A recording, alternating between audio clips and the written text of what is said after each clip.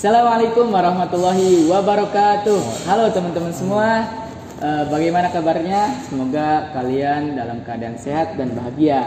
Nah, sebelumnya perkenalkan, nama saya Didit Aditya dan rekan saya Torik Al-Hafiz. Kami dari Departemen Entrepreneur BEM PPAI. Yang insya Allah pada sore kali ini akan mengadakan suatu program kerja dari BEM Entrepreneur BEM PPAI, yaitu podcast kewirausahaan. Oke teman-teman semua, di sini kita nggak berdua. Kita juga ditemani sama narasumber kita yang insya Allah sangat menarik gitu ya. Mungkin langsung aja kita kenalin ya. Itu ada Kak Mutia. Oke, Kak Mutia boleh memperkenalkan diri dulu. Assalamualaikum semua, kenalin nama aku Mutia Murisa, mahasiswa Pendidikan Agama Islam angkatan tahun 2020. Gimana Kak Mutia kabarnya? Alhamdulillah baik. Kak Torik, Kak Didit gimana kabarnya? Alhamdulillah Kak Mutia baik, kita berdua juga baik nih di sini.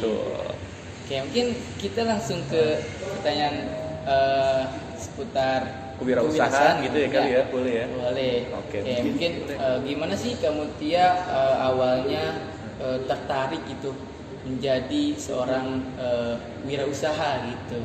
Boleh mungkin diceritakan? Oke, baik. Jadi awal mulainya itu sebenarnya karena aku dapat beasiswa gitu ya. Nah, beasiswanya itu yang menurut aku banyak, ada surplusnya itu lumayan gitu kan. Terus aku tuh kayak mikir, ini beasiswa itu kan keluarnya 6 bulan sekali kan. Dan aku tuh mikir kayak gimana ya caranya ini uang tetap ada selama 6 bulan walaupun pengeluaran aku tuh terus berjalan gitu. Akhirnya di situ aku mikir kayak, oh ya udah ini uangnya aku putar aja untuk usaha gitu. Awalnya kayak gitu sih. Oh begitu. Berarti Kak Mutia modal utamanya itu dari penghasilan beasiswa atau ada modal yang lainnya lagi gitu Kak? Enggak, dari beasiswa. Oh dari beasiswa. Oh gitu. Kalau boleh tahu beasiswa apa itu Kak? KJMU. Oh KJMU. Oke.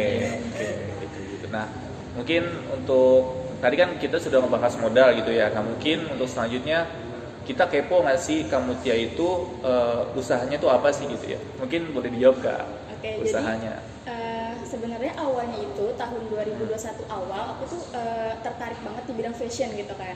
Aku tuh pengen punya usaha jualan baju waktu itu awalnya. Wah menarik banget. Terus akhirnya ya udah tuh, tapi aku waktu itu belum berani ngeluarin duit buat modal. Akhirnya aku cari tahu di internet gimana caranya kita bisa berusaha tapi nggak ada modal. Akhirnya adalah istilah dropshipper. Nah di situ akhirnya aku cari tahu, terus aku cari toko-toko baju yang murah yang sekiranya pas aku jual lagi nggak terlalu mahal. Terus aku cari-cari ketemu tuh. Nah aku udah masuk di grupnya juga, terus sama adminnya juga udah setiap hari dikasih foto gitu kan, foto produknya. Nah itu udah aku edit, terus di pertengahan itu aku kayak ragu karena jualan baju itu ternyata nggak mudah gitu. Kita harus tahu ukuran panjang lengannya, lebar dadanya, lebar lehernya gitu, panjang bajunya kita harus tahu. Sedangkan di captionnya itu nggak semuanya ada itu gitu. Akhirnya disitu aku kayak ragu, terus aku mikir kayaknya nggak usah jualan ini deh gitu. Padahal aku udah buat Instagramnya, udah buat akun Shopee-nya, tapi ya udah nggak jadi jualan baju itu. Terus akhirnya aku ngobrol-ngobrol sama kakak sepupu. Terus kakak sepupu aku tuh bilang, kamu jualan masker aja katanya gitu, karena waktu itu kan lagi pandemi ya. Iya, dari itu kan lagi pandemi itu lagi naik-naiknya kan. Terus akhirnya ya udah aku ngebrandin diri untuk ngeluarin modal waktu itu 250.000 itu udah dapet berapa ya? Pokoknya berpak-pak masker.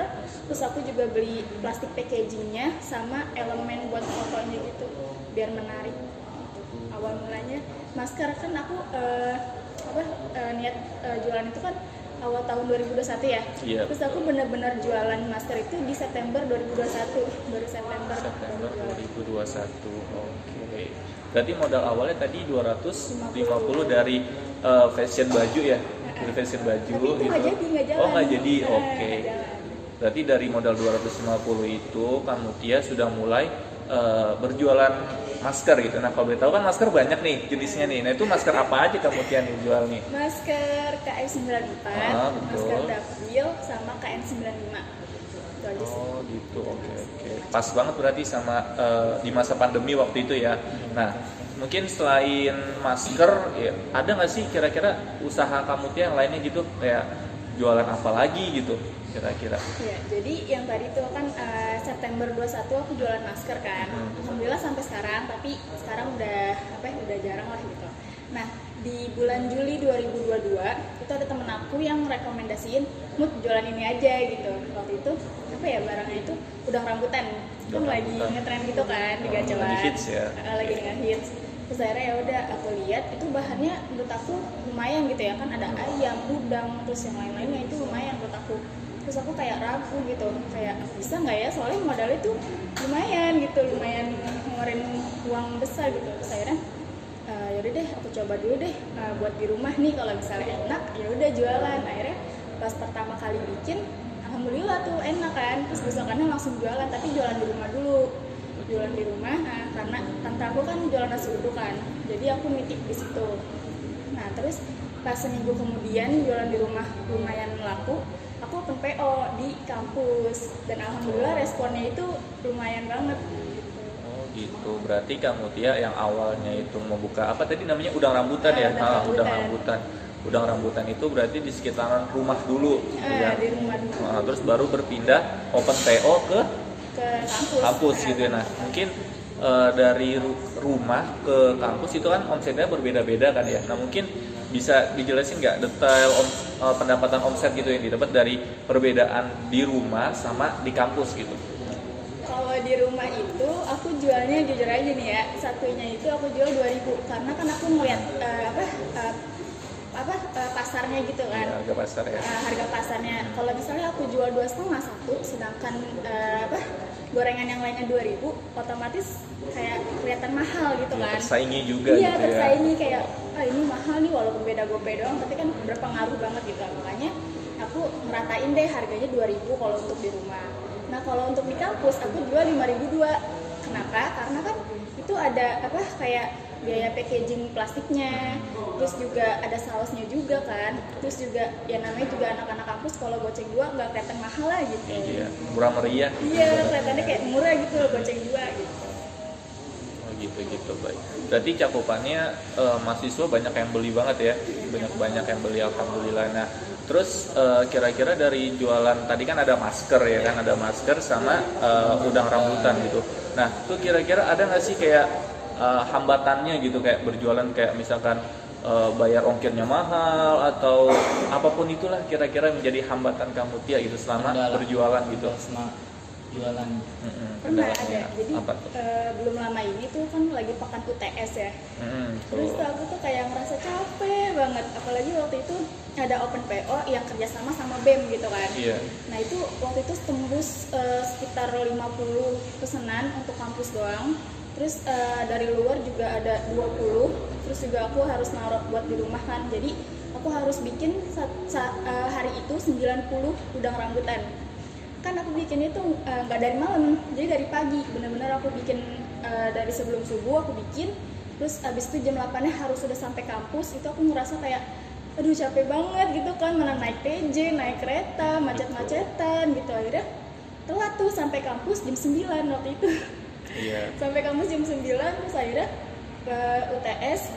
Terus aku mikir kayak aduh apa gue udahan aja ya, apa nggak usah open PO lagi ya gitu kan. Terus akhirnya udah ngomong sama temen tuh kayak kayaknya gue nggak bakal open PO lagi deh, soalnya capek banget gitu. Terus akhirnya udah gitu udah nyampe di rumah mikir gitu, kayak merenung sendiri, kalau misalnya kita capek, kita bukan berhenti gitu, tapi kita istirahat gitu. Jadi kita istirahat dulu, tenangin diri dulu, baru lanjut lagi gitu. Jadi nggak berhenti. Jadi tantangan banget ya di seorang mahasiswa yang aktif gitu kan di organisasi maupun di kelas dengan jualannya gitu kan. Jadi sangat menjadi tantangan banget. Jarang-jarang juga ya mahasiswa yang jualan gitu, berani jualan gitu di kampus gitu loh. Bahkan ya malu-malu juga gitu, ada mahasiswa yang malu berjualan gitu sih. Tapi intinya yang jelas tadi kata motivasi dari kamu itu yang penting jangan berhenti, tapi istirahat. Nggak apa-apa istirahat, tapi itu harus diteruskan daripada berdiam gitu.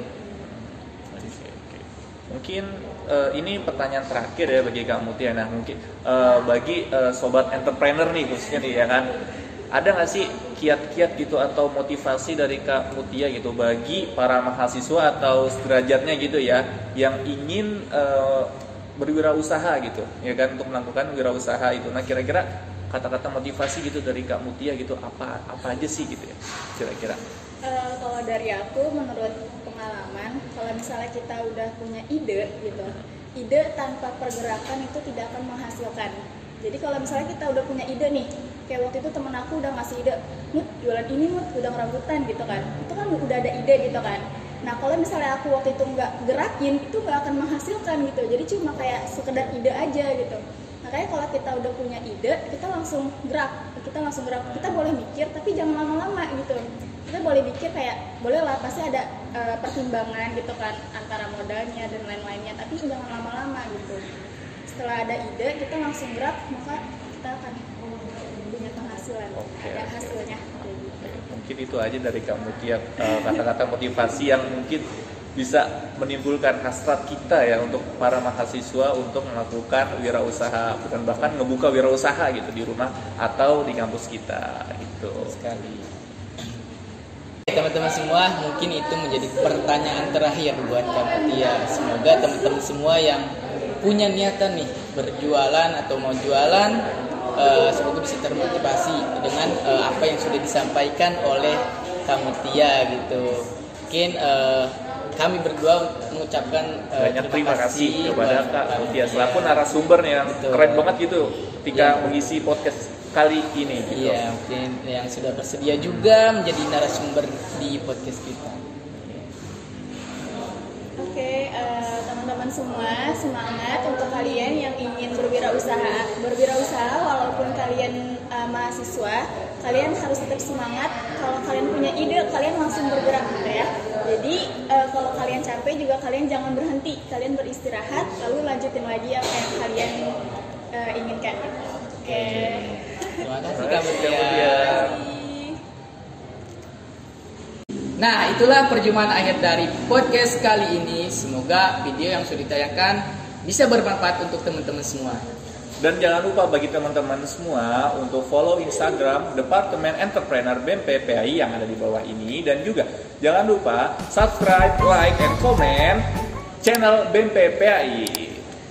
Nah, jangan lupa juga nantikan video podcast kewirausahaan selanjutnya. Mungkin cukup sekian dari kami. Saya Didi Taditya. Saya Torik Al-Hafiz. Salam cuan. Assalamualaikum warahmatullahi wabarakatuh.